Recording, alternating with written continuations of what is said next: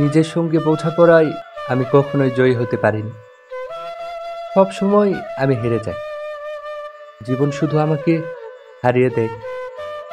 আমি ভেবেছিলাম যেন সবকিছু জয় করেছি, কিন্তু বেলা শেষে দেখি শুধুই শূন্যতা। হাতে ধরার কিছু নেই, মুঠো ভরে কেবল ফাঁকা হাওয়া।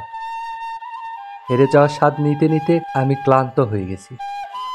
ক্লান্ত শুধু শরীর নয়, মনও হাঁপিয়ে উঠেছে।